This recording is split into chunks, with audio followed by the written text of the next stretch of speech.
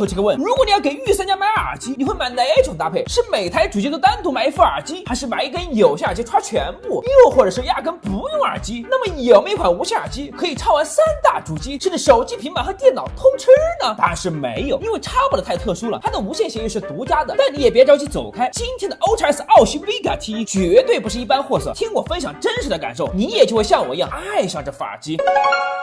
嘿，朋友好，我是马哥。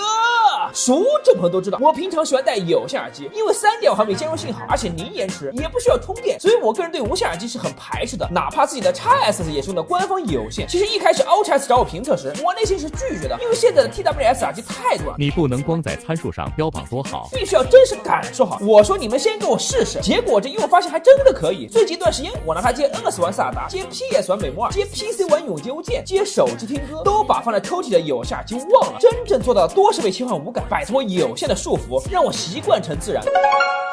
先看外观 ，Vega T 的设计很简约，圆形的充电仓，纯黑磨砂外壳，中间则是个圆形银色 logo， 盒子很小，还不及我一半数量大。掀开盖子，里面有一对耳机和 2.4G 接收器。既然是耳机，音质是首要的，它采用11毫米动圈单元，具体参数我也不想多讲，音质这个东西很难感同身受，就说说我的感受吧。当我用它听歌时，无论是欢快的EDM的，还是优雅的爵士，又或者是经典的港台金曲，都游刃有余，人声清晰，低音深沉，细节丰富。音乐并不是它的专长，毕竟它的定位是游戏。当我用它打游戏时，直呼过瘾，连上 PS 完美支持3D 音效，在美国味2中，但是它如有神助，我能离很远就听到敌人的脚步声，潜行的时候即使闭上眼睛都能感受到敌人的方位，战斗时刺耳的枪声、爆炸的轰隆声、敌人的叫喊声从每个角度传来都清晰无比。当我闭上眼睛时，还能听到风在脸上的呼啸声、雨水的滴答声，就好像真的置身在末日废土中，代入感极强。之后又把它接上 Switch， 打开我最喜爱的旷野游戏，虽不能像 PS 开3D 音效，但该有的音效一个不少。总结一句话，几乎是市面所有3A大作，好，很好，非常好。有的朋友喜欢对战网游，我也是没事喜欢打一把永劫无间。我们都知道，竞争的游戏非常吃反应，不管是屏幕刷新还是网速，都必须要快。无线耳机就必然不能有延迟，不然会像农司一样干什么都慢半拍，严重影响游玩体验。Vega T 的 Dongle 接收器就很好弥补了无线的延迟，只需将它接在电脑上，自研的闪电技术把延迟降到了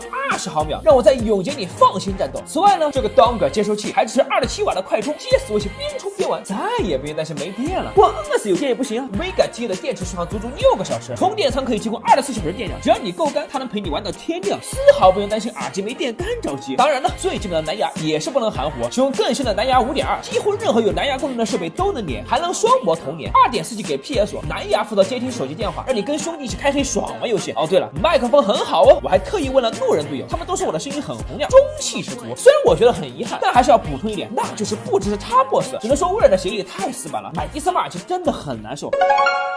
说实话 ，Ultra S 奥西 Vega T 并不是主打超低价，大家自然会有些劝退定价，但听我一眼，你就会觉得不贵了。无论是 PS 的官方耳机，还是苹果的 AirPods， 它们的兼容性都有一定限制，不可能做到这么多台设备切换。你想想，如果真的每一台设备都单独买耳机，就哪怕200块钱一个，加起来也不少了吧？为何不一次性解决呢？有了 Vega T， 你就用了 PS 耳机般的3D 音效，还拥有了 AirPods 一样的便携，一副耳机几乎通用所有设备，不需要麻烦的配对，接收器插上就能用，多划算！表面上是多花了几百，实际上省了重复购买的钱，何乐而不为呢？这是从经济角度来讲，而从真实体验来说，它的确很优秀。我一开始对它预期很低，一看这么简陋的包装，外观又平平无奇，有点以貌取物了。后来我拿它打了游戏后，才知道什么是真正的实力。这种音质和音效的感受，我没法视频给大家展现，只希望大家能去亲身体验。记得一定要在 PS 里打开3D 音效，你会发现新世界。总的来说 ，Ultra S 奥西 Vega T 就是写给主机玩家的一封情书，真的太香了。